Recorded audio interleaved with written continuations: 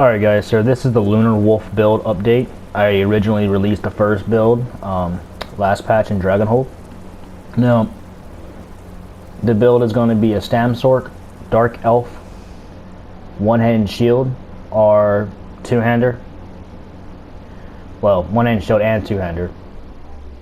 And what's great about this build is that this is the only werewolf, or at least the best burstable, or best, not burstable, but best potential to burst other players down than over my other werewolf builds. I know I have said necromancer and this and that's better as just werewolf in general, but Stamsork is still my number one. Necro is like right behind it, just because of the extra bleeds. But Stamsork is just going to give you better passives for stam sustain and mag sustain, and it just gives you a little more damage than what that 15% bleed does. Now, you could pick any stamina race for this build, but the reason I chose the Dark Elf over the other ones is because of the little extra magic that it gives you. And it also kind of gives you that weapon damage that the Orc has. But you could choose any of the stam races. You can even be a Nord if you want. They all work, and they're definitely going to be working next patch when Grey War launches, when Werewolf gets their buffs. This is probably going to be... This build's very OP right now, or very strong right now, I would say. It's definitely going to be way better next patch because our healing and damage is going to be increased by a lot. But anyway, we're going to go over the build currently right now. Alright, so the first armor set is going to be Hulking Draugr. One-handed shield. This is a very obvious max stamina. Max stamina is a modifier for werewolf. It increases your damage in general by a lot. Higher than any other set besides like Essence Thief, but Essence Thief only is procs. You gotta proc it, and that's a problem. This build is a constant damage bursting build. It's constant. So you don't have to worry about reapplying buffs over and over to be OP with it. This one already has buffs with it, especially next patch when you're gonna have brutality slotted on your heal and your major savagery on your fear, if they didn't change anything. Still gotta wait for those PTS notes to come out. Your first trait's going to be Nirnhold. This you have to run this on a werewolf. You can do sharpen and stuff, but are infused. But Nirnhold is the best overall damage. Sharpen's only against people with higher resistance. That's it. Infused is kind of like Nirnhold, but you have to wait for the weapon damage proc to happen. So Nirnhold is the best option. Now for the shield, I have a tri-stat enchant, but you could really put max 10 enchant. Doesn't matter. Either one will work. But you want to have impenetrable in your traits. Your back bar is going to be a Hulking Draugr Greatsword. Now you can switch for both sides. If you want to have a little more damage when you go in the werewolf, do the two-hander. If you'll be tankier, do one-handed shield. Now you can do dual wield because you could proc a shock glyph, which will be boosted from your Stamsork passes because of the shock damage. And it also procs minor vulnerability, so they'll be taking 8% more damage. But altogether, really, one-handed shields is better than the dual wield, and the two-hander is just the highest damage with direct anyway, when it procs with your tooltips.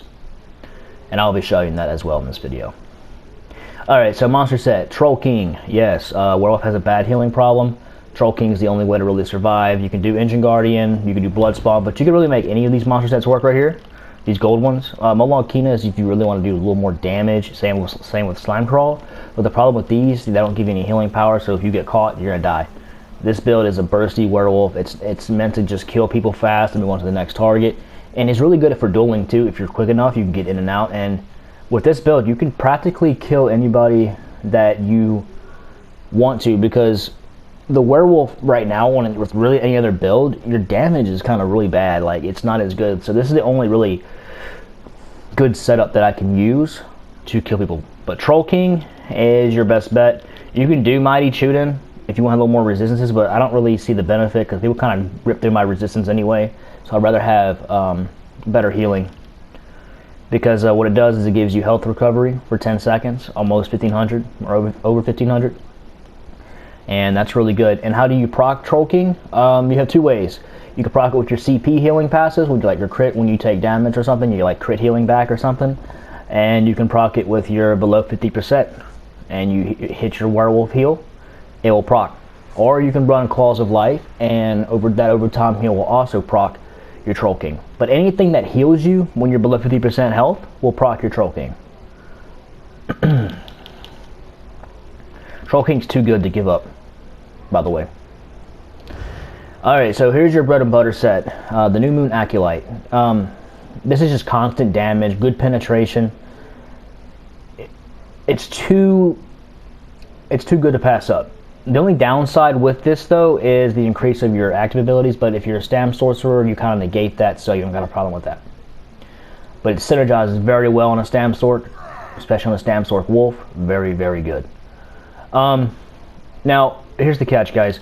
You need to run all max Stam enchants if you really want to boost up your damage. You can do Tri-Stat. It would be a little bit tankier, but you're going to lose about, I would say, about 5 to 10% more damage. So you don't want to lose that 5% to 10% more damage. You need that damage to kill people. It doesn't matter how tanky and survivable you are. If you can't kill them, they'll eventually drain you if they're good enough and kill you. Trust me, I've died like that, and because right now Werewolf is not very good with their tankiness and healing and their damage, so it's better to just kind of go for more of one of a play style right now, like more damage in general. That's what you kind of what you want. Now, do not run medium armor. The reason with medium is it gives you damage, but it doesn't give you any type of tankiness or heal. So with this build, since it's heavy armor, you're going to be a little bit tankier than the medium, and you'll still be able to heal a little better. So anyway, run all impenetrable, and make sure you gold all these out. I never gold my New Moon sash out, but also make sure you run one medium bracers, and then one light sash to get your Undaunted path. All max down enchants, impenetrable. Now you can do Hulking Draugr all max stamina here, or if they're all gold, infuse them all to get more weapon damage, and that would really boost up your damage a little further than what it is. Since I don't have all of them gold, I put a Bloodthirsty trait. You can do this, but I recommend don't. You can turn this to infused.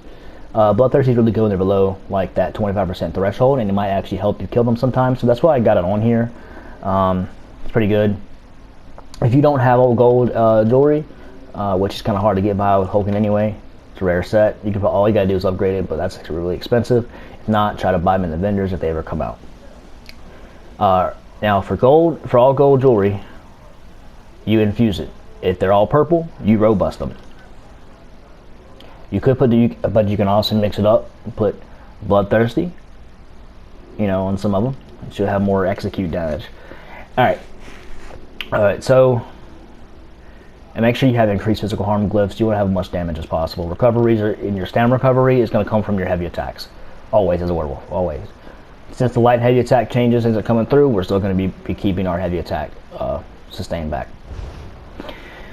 Alright, so first things first, we're going to be going over our Stam Sorcerer skills. Hurricane, this is a very obvious ability used by Stam Sorc, so you want to run this. Critical Surge, this also heals you when you do crit damage, and this effect can occur once every 1 second. So this is something that you need on a Stam Sorc, always. Dark Deal, this is your heal.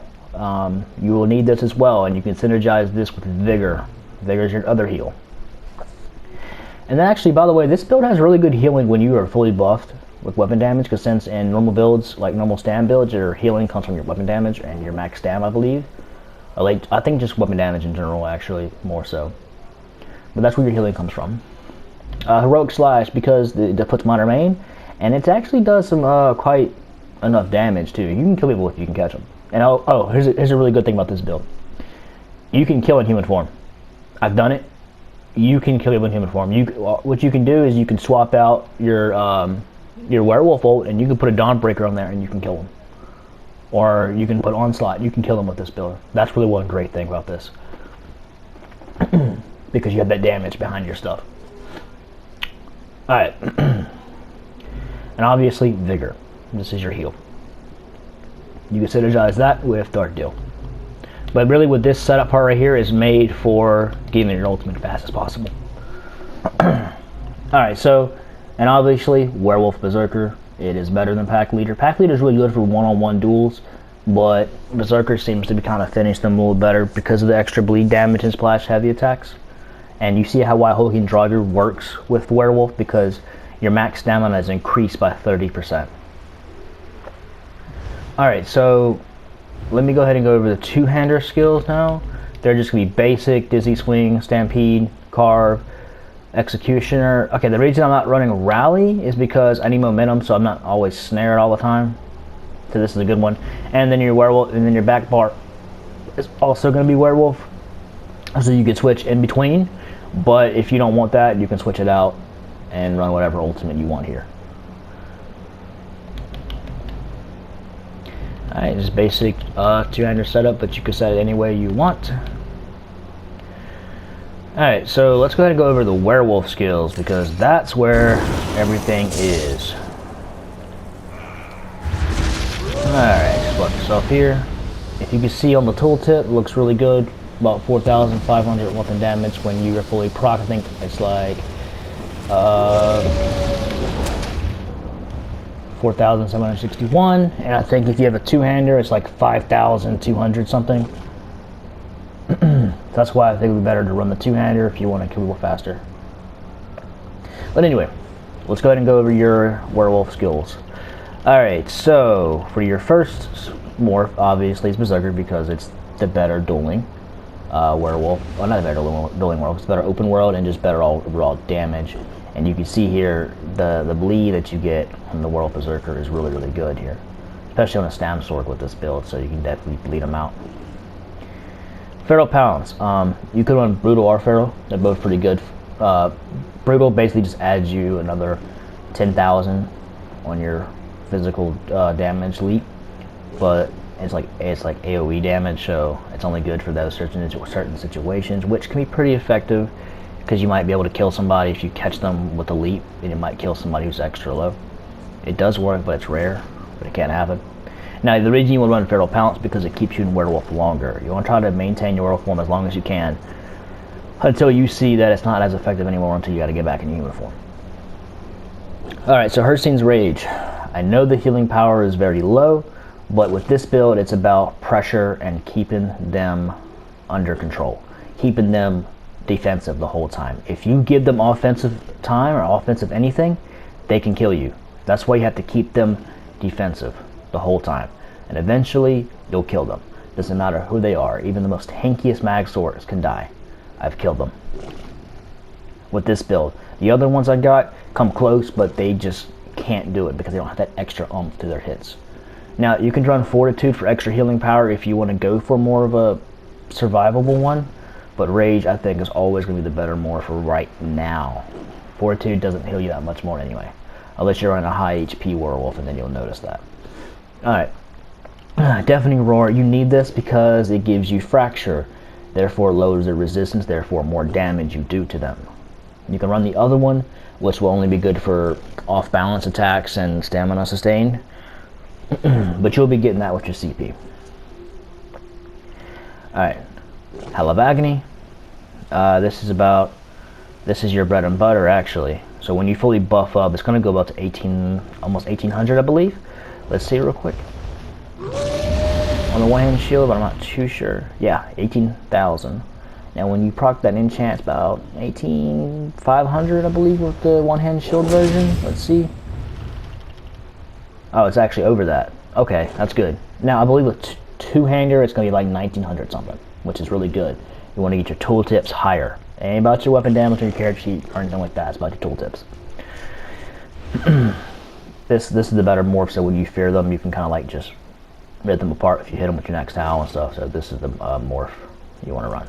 Despair is only good for groups and PvE. Alright, and Claws of Anguish, you need this. This is your defile. This is how you dot somebody up, and sometimes you can execute them with your Infectious Claws. I've done it. It's pretty cool. You run Claws of Life if you want to proc Troll King more often, but this one's going to be the better morph right now, because you need that minor and major defile. And you need to get every passive on your werewolf. The most important one is Blood Rage and Savage Strength. And then Call of the Pack if you're running with a group of werewolves. Oh, and Pursuit, by the way. You need that while you're heavy attacks. And Devour. Actually, I think all of them are very important, except Blood Moon unless you bite people. Alright guys, so I'm going to be going over the champion points and why I think this is like one of the best champion point setups I got currently.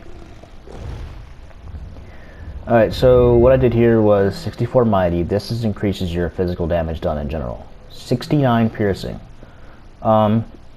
Because you need to be able to get through people's resistance and shields, so this is your best bet. It synergizes very well with New Moon and Hulking. Very good. Most important passive here is Exploiter. And then Perfect Strike for your weapon critical. Everything else is okay. Last Stand's only good if you need to get your ultimate back quicker, which is you kind of need anyway, so get that on there. 81 Mastered Arms and 56 Physical Weapon Expert. 56, because you actually need your light and heavy attacks buffed up as a werewolf, so this is probably the best setup I have right now for damage, for PvP. So this is what you want, because your light and heavies put a lot of pressure on them as well. Most important passive here is Tactician, so when you roll dice, you get an enemy off balance, so you can stun them with your heavy attack and finish them with a combo. And then you need Butcher when you get below 5% health. I mean, below 25% health, you do 5% more damage to your light and heavies, which is really good. Alright, let's go to the reds. 61 Ironclad and then 41 Resistant. You need to kind of bump up your crit resistance as well. And then at least 61 and Ironclad. 64 Hardy to reduce your physical and poison damage received, and the same thing goes for Elemental Defender to reduce your shock and magic and flame. Alright, and then you have 40 in the Thick Skin to reduce your damage over time, like poison ticks, flame, shock damage, I believe, or electric damage, and just poisons and disease and bleeds and stuff like that. Just reduce the damage over time. Most important passive here is Critical Leech and Unchained. Critical Leech, this can proc your Troll King. And Unchained is when you break free, the cost of your next stamina ability used with the 5 seconds reduced by 80%, so this can help you out, add a little more pressure, can a little better sustain that moment after you break free. Alright, for the green, 23 Warlord for your break free cost. You really don't need too much because you got a high max stamina, and then 2 on S Runner. 43 Tenacity to increase your heavy attacks. 75 Arcanus to increase your mag recovery. And then 71 Befoul, and then 56 Tumbling. 71 Befoul to increase your Defile effectiveness against people. Basically reduce their healing power. And 56 in the Tumbling so you can roll dodge more. You also, one trick one here, you got Shadow Strike, so when you kill somebody with a heavy attack, you go invisible. It's pretty cool. Alright, so that's it for the champion points. Let me go ahead and go over the foods and potions real quick. Alright, so for your foods and potions, or drinks, or whatever, you run Beach Witch Sugar Skulls because it boosts up your Troll King, but you can run regular Tri-Stat. You can run Pack Leader Bone Broth, but your max sustain's lower, so yeah, they be a lot quicker. You want to run Tri-Potions for now. I don't really have many on me, but I'll be making more soon. But basically, you want to run Tripods. Now, here's the catch. We can run Weapon Power Pots for this patch. Next patch, you would not need them. If they go with those changes with the Werewolf. You would not need them. An Essence of Lingering Pots will help, and you also need Detect Pots. Very important. Also, for your Munda Stone, we're on the Warrior. You want the Tower of the Warrior or the Penetration one. Or the Shadow for weapon critical damage increase. But the Warrior, I think, is the best because it just gives you flat more damage at all times. Alright, so why is the two-hander better than better for the damage over the one-handed shield? Well, because of the higher enchant proc. That's why.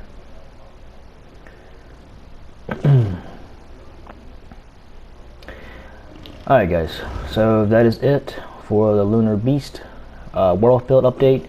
I do have gameplay. I already released some this morning, or in my video. It was my last video. I hope you guys enjoyed this build, and if y'all want a really bursty werewolf and ones you can put down anybody, I mean most people except those crazy ridiculous tanks that nobody can kill, this is the build to do it. Alright guys, thank you for watching. Alright, so this is just a couple of duels. I'm gonna have 2 werewolf ones next, but to kind of show you the damage potential and how easy this is kind of to sustain your heal because you're always pressuring them majority of the time.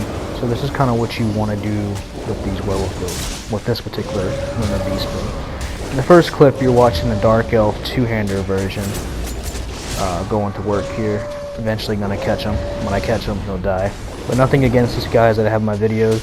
I was just showing you guys how this build really works.